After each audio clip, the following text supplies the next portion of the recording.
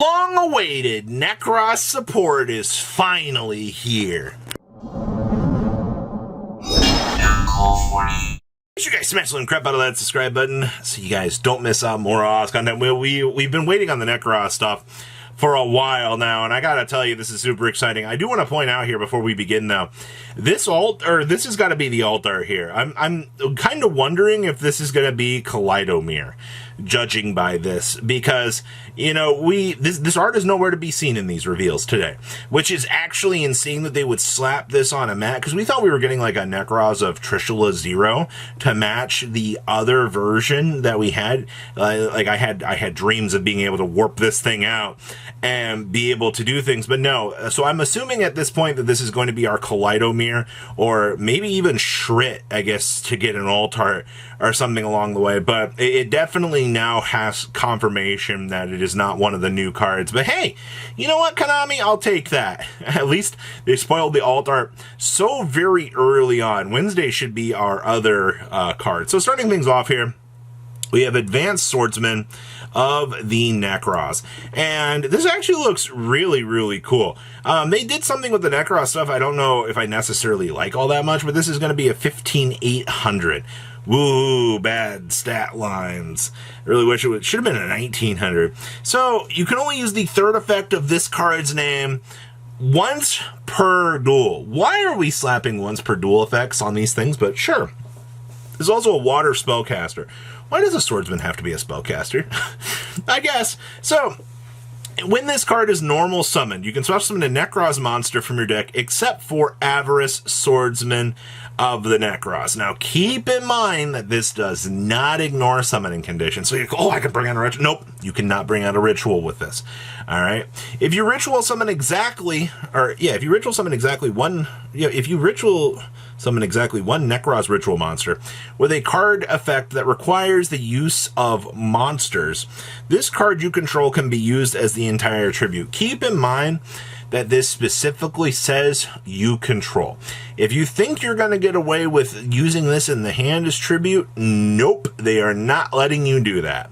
If this card is tributed by a card effect, you can add any number of your banished to Nekroz cards with different names from your banishment to your hand. Now, if I get shifted, I can go ahead and use the secondary effect, and I can pull back as many banished Nekroz cards. This counts as many of those spell cards as you've got out of play as well. You can vacuum up all of those back to your hand, but you got to remember, this effect of this card is only once per duel. So if you think, oh, wow, you know, I'm going to get to do this multiple times. No, they slapped a hard once on this because they do not want you getting out some large extension swings to punish your opponent, which is actually kind of understandable.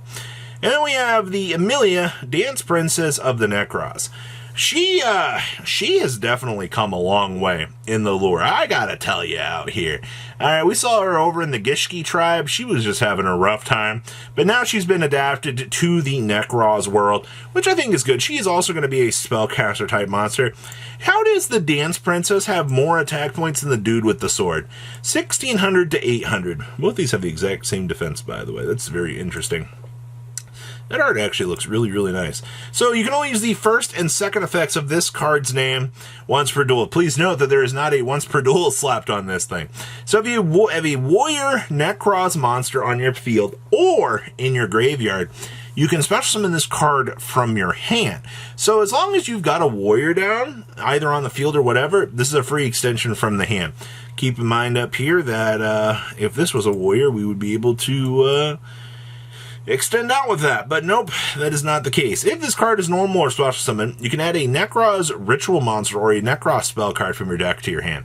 I don't know why we're being a little bit restricted with this. I feel like at this point in time, in terms of card design, we could have allowed this to search both a Nekroz monster and a spell card. And I don't think that would have been the worst thing in the world, actually. Like, I think we could have allowed that level of power to actually happen. And if you would ritual summon exactly one Nekroz ritual monster with a card effect that requires the use of monsters, this card you control can be used as the entire tribute. So once again, you have two Nekroz cards now that allow you to go, hey, we're going to go ahead and attempt to allow you to try to use these cards as full tributes. Now, I can't wait for these things to, can't wait for these effects to try to get negated. You're going to look at these cards, you're going to be like, why?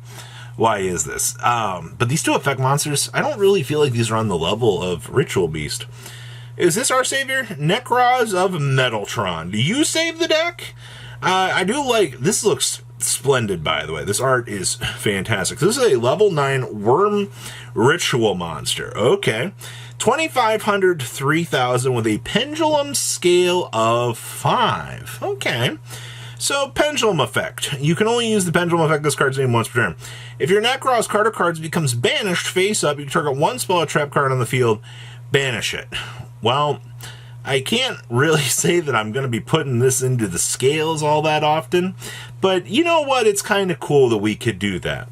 And then monster effect. So we can ritual summon this card with any Nekroz ritual spell. Must be ritual summoned without using any level 9 monsters. Why'd you have to go and slap that condition on it? I don't like this anymore. You can only use the first effect of this card's name once per turn. So, during the main phase, quick effect, target one face-up monster your opponent controls, banish that monster until the end phase. And if you do, banish that target. Sure. Alright, I'll go ahead and get a free warp out, I guess. Any monster destroyed by battle with your Nekroz monster is banished instead. This feels kinda weak, actually. I don't know what I was truly believing in here, but, like, I don't feel like this is it. Like, it is, I guess, kind of cool that they want you to use the Zephyra tie-in with this stuff to try to do things, but this feels just incredibly underwhelming what they were trying to give to the deck. Maybe this saves it. Nekroz Divine Mirror. Okay. So, quick play spell card. You can only use the first and second effects of this card's name once per turn. Okay. During the main phase, you can ritual summon one ritual monster from your hand or banishment by attributing monsters from your hand and or face up and or sending Nekroz monsters from your extra deck to the graveyard whose total levels equal or exceed its level. Okay, I can get behind this. During the main phase, you can banish this card. Add one Nekroz monster from your graveyard, and one Nekroz monster. Add a Nekroz spell card from your deck to your hand. So, once again, you got that streamline of the mirrors having access to future stuff. But, this does let us trish during our opponent's turn, which is kind of interesting. I like that. The ability to actually ritual summon during the opponent's turn on a spell card actually looking kind of useful. I like that, actually. So, overall, these cards are a little bit to be desired, that's for sure. But I'll take them because they are Nekroz, and we all love and support Nekroz. So leave a comment down below, tell me what you guys think, and I'll see your beautiful faces back here later today, guys. Peace. Patrons, thank you.